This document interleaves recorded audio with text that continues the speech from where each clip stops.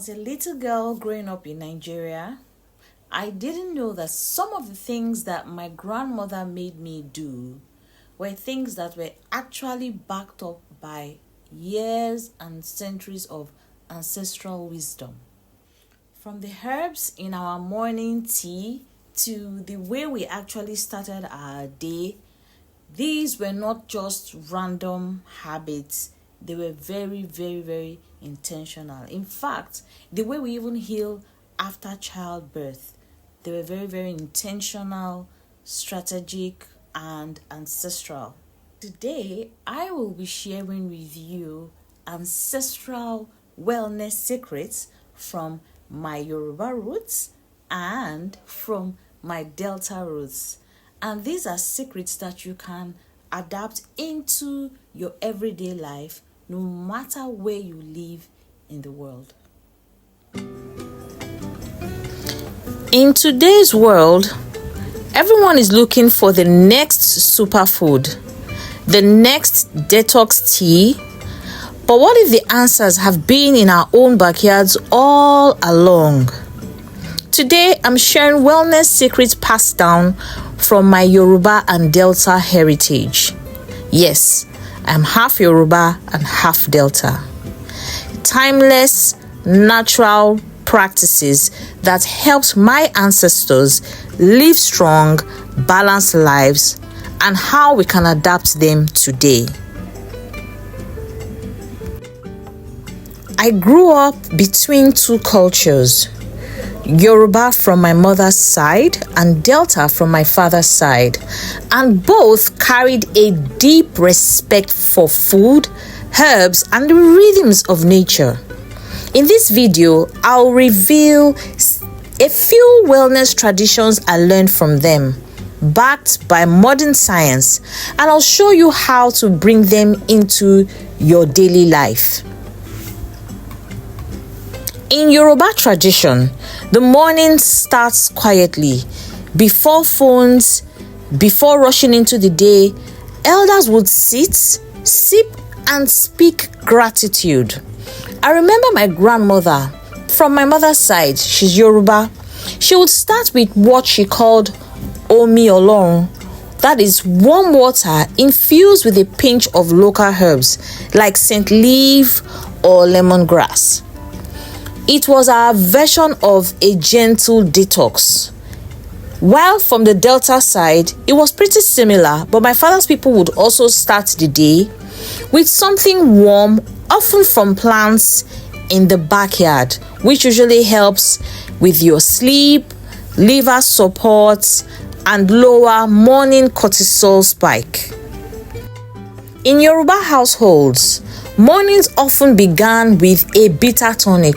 I suffered from this thing. My mother showed me nonsense. I can't even count how many of these bitter herbs she gave me as a child. The herbs were so bitter, like all this bitter leaf, neem, or scent leaf. My grandmother called it the body's broom. The bitterness helps to cleanse your liver, regulate blood sugar, and kickstart digestion. In modern science shows that bitter herbs stimulate the bile production and support detoxification. Both the Yoruba and Delta kitchens were medicine cabinets. We didn't call it gut health like everyone is calling it now, but we knew that fermented foods like ogi, which is fermented corn pudding, or ukodo, yam pepper soup, helped to keep your body strong. From my Delta side, we usually used to add fresh fish, bitter leaf soup, and plenty of greens from the farm. Yoruba meals on the other side often included ewedu, okra, and locust beans, also known as eru. That thing smells so terrible. They were all packed with prebiotics and minerals. These minerals, their wellness benefit is that they support your gut microbiome, they improve digestion and nutrient absorption. I remember in those days when we fall ill, pharmacies were not the first stop like it is now. My grandmother would reach for neem leaves for malaria, guava leaves for tummy troubles, and moringa for energy. There was nothing like paracetamol, Panadol, or ibuprofen. All these pain reliefs, we never used to use them. Even for antibiotics, we used to use garlic. I'm sure you would have heard something like that. In the Delta tribe, herbs like uziza and ataiko were used for postpartum care, still used till now. Normally, it's used to warm the body and to help it to heal. Today, these plants are recognized by scientists for their antioxidant and antimicrobial benefits. From my Delta heritage, we often slow-cooked stews in clay pots. This wasn't just about flavor. Clay cooking keeps heat steady, preserves minerals, and avoids the heavy metals that can leach from modern cookware. The modern tie-in here is that clay is alkaline and it can help to balance acidity in food. Both cultures respected the seasons.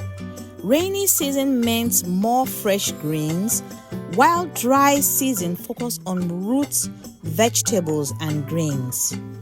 So eating with the seasons isn't just sustainable, it ensures you are getting nutrients your body naturally needs at every point in time.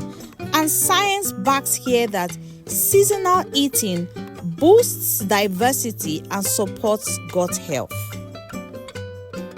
In Yoruba homes, we often had a weekly vegetable-rich soup like ewedu or bitter leaf soup.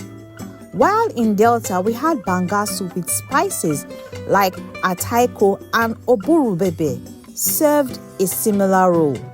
These soups were fiber-rich, hydrating, and deeply nourishing.